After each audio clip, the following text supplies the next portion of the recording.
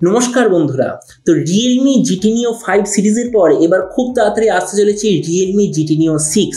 আর বাকি সব স্মার্টফোনের মতো লঞ্চের আগেই এটা স্পেসিফিকেশন, ডিজাইন, প্রাইস সব ইনফরমেশন আমার কাছে এসে গেছে। তো এই জন্য এই ভিডিওতে আমি আপনাকে Realme GT Neo 6 সম্বন্ধে সব ইনফরমেশন দেবো। তো চলুন শুরু করা যে ভিডিওটা কোনো সময় নষ্ট না করে, আপনি যদি গ্যাজেট ওয়ার্ল্ড বাংলা চ্যানেলে প্রথমবার আসেন আর কোনো বাংলা টেক ভিডিও ডেইলি দেখতে চান, তাহলে গ্যাজেট ওয়ার্ল্ড বাংলা চ্যানেলে সাবস্ক্রাইব অবশ্যই করে নেবেন। তো প্রথমে আমরা আলোচনা করবো এটা ডিজাইন সম্বন্ধে।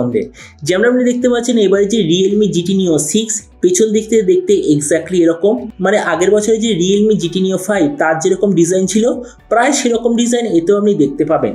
ফোনটা থিকনেস হলো 8.86 মিলিমিটার আর ওয়েট হলো 205 গ্রাম। এর যে পেছন দিকে যে মেটেরিয়ালটা সেটা গ্লাস ব্যাক হবে না প্লাস্টিক ব্যাক হবে এখনো পর্যন্ত কোনো কনফার্ম বোঝা যাচ্ছে না, কিন্তু আমার মতে মনে হয় প্লাস্টিক ব্যাক হওয়ারই সবচেয়ে বেশি চান্স।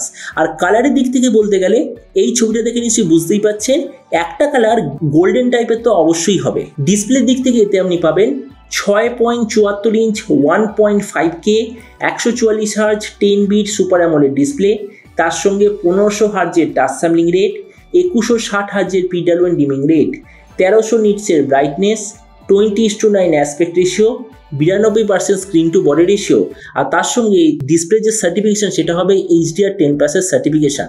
তার মানে সোজা কথা বলতে গেলে যে প্রাইস পয়েন্টে আসতে চলেছে প্রাইস পয়েন্টের হিসাবে দারুণ ডিসপ্লে এতে আপনি পাবেন। প্রসেসরের দিক থেকে এতে আছে স্ন্যাপড্রাগন 8 জেনারেশন 2 প্রসেসর। ক্যামেরার দিক থেকে এতে আপনি পাবেন 50, 8 আর 2 মেগাপিক্সেলের ট্রিপল রিয়ার ক্যামেরা, তার সঙ্গে 16 মেগাপিক্সেলের সেলফি। এই যে 50 মেগাপিক্সেলের রিয়ার ক্যামেরা ওটার সঙ্গে আপনি পাবেন OIS আর EIS দুটোরই অপশান। আর এই যে সেন্সারটা ওটা আসলে হলো সোনি IMX 890 সেন্সার। এই যে ফোনটা অনেক ধরনের র্যাম আর স্টোরেজ ভেরিয়েন্টে লঞ্চ হবে, যেমন হলো 8GB 12GB 16GB RAM variant, তার সঙ্গে 128GB 256GB 512GB আর 1TB স্টোরেজ অপশানে লঞ্চ হবে। র্যামের কোয়ালিটিটা হবে LPDDR5X, মেমোরিতে হবে UFS 4.0, আর তার সঙ্গে আপনি কোনো ধরনের SD কার্ডের স্লট দেখতে পাবেন না। ব্যাটারির দিক থেকে বলতে গেলে আগের বারের মধ্যে আপনি টোটাল দুটো এডিশন পাবেন। এবারে আপনার থাকবে 5080 mAh সঙ্গে 150 ওয়াটের চার্জারের একটা কম্বিনেশন, দ্বিতীয়টা আছে 4450 mAh সঙ্গে 240 ওয়াটের চার্জারের একটা কম্বিনেশন, আর কানেক্টিভিটি হলো USB Type-C।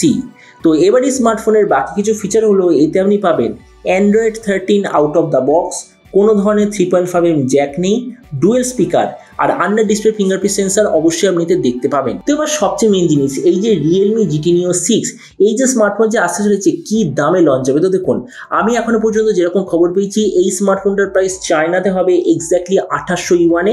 তার মানে ফোনটা যখন ইন্ডিয়ান মার্কেটে লঞ্চ হবে, মানে যদি লঞ্চ হয় তাহলে প্রাইস হওয়ার কথা 40,000 ইন্ডিয়ান টাকার আশেপাশে। আর আপনি যদি ভিডিওটা বাংলাদেশ থেকে দেখে থাকেন তাহলে বাংলাদেশে এটা হওয়ার কথা ওই 50,000 বাংলাদেশি টাকার আশেপাশে।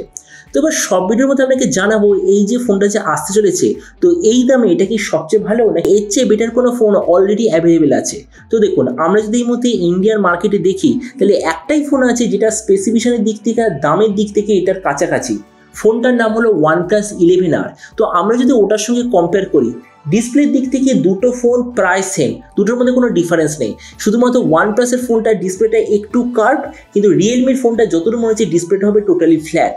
প্রসেসরের দিক থেকে Realme-টা একটু আপগ্রেড, কেননা OnePlus-এ আছে স্ন্যাপড্রাগন 8+ জেনারেশন 1, এতে আপনি পাবেন স্ন্যাপড্রাগন 8 জেনারেশন 2।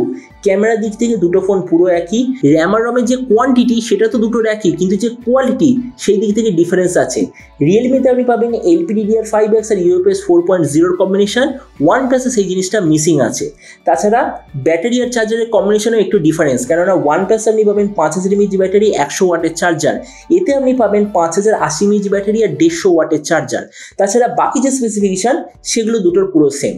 তারপরে দেখুন ভিডিওর লাস্টে আমি এটাই বলবো, যেমন Realme GT Neo 3 এর পর ইন্ডিয়াতে আর কোনো GT Neo সিরিজ লঞ্চ হয়নি, তো ওই জন্যই আমি বলবো যদি স্মার্টফোনটা ইন্ডিয়াতে লঞ্চ হয় খুবই ভালো। 40,000 টাকা এই ফোনটা আমরা ডেফিনেটলি নিয়ে নেওয়া উচিত, কেননা সবচেয়ে বেটার স্পেসিফিকেশন নিয়ে লঞ্চ হবে।